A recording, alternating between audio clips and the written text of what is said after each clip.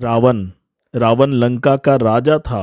अपने 10 सिरों के कारण वह दशानन के नाम से जाना जाता था। वह एक कुशल राजनीतिज्ञ, महापराक्रमी, अत्यंत बलशाली, अनेकों शास्त्रों का ज्ञाता, प्रखंड विद्वान पंडित एवं महाज्ञानी था।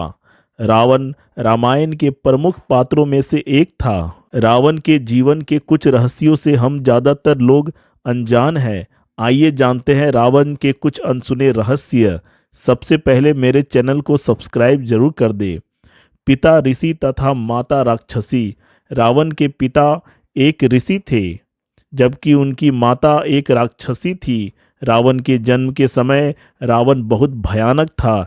जब रावण के पिता ने पहली बार रावण को देखा तो वह देखकर भयभीत हो गए। रावण के पिता का नाम ऋषि विसर्वा और माता का नाम राक्षसी केकसी था। रावण के रथ में अश्व नहीं गधे थे।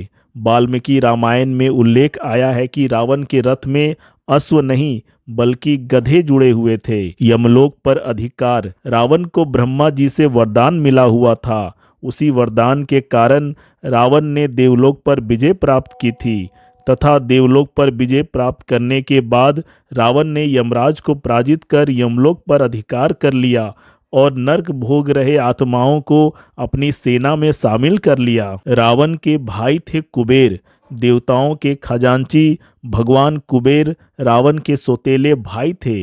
रावण ने कुबेर को लंका से निकालकर स्वयं लंका पर अधिकार कर लिया था। रावण के पास जो पुष्पक विमान था वो भी कुबेर का ही था। शनि महाराज को बनाया था बंदी। रावण ज्योतिष का बहुत बड़ा विद्वान था। अपने पुत्र मेघनाद को वह अजय बनाना चाहता था, इसलिए उसने 9 ग्रहों को आदेश दिया कि वह उसके पुत्र की कुंडली में सही तरह से बैठे, परंतु शनि महाराज ने यह बात नहीं मानी, इसलिए रावण ने उन्हें बंदी बना लिया। अशोक वाटिका में थे दिव्य पुष्प। रावण के अशोक वाटिका में 1 लाख से अधिक अशोक के पेड़ के साथ साथ दिव्य पुष्प और फलों के वृक्ष थे। यहीं से हनुमान जी आम लेकर भारत आए थे। रावण को रंभा से मिला था श्राप। रावण किसी स्त्री से उसकी मर्जी के बिना संबंध नहीं बना सकता था। अगर उसने ऐसा करने की कोशिश की तो उसके सिर के टुकड़े टुकड़े हो जाएंगे और उसकी मृत्यु हो जाएगी। यह श्राप रावण को रंभा नाम की अप्सरा ने दिया था। नाभि में था अमृत कलश।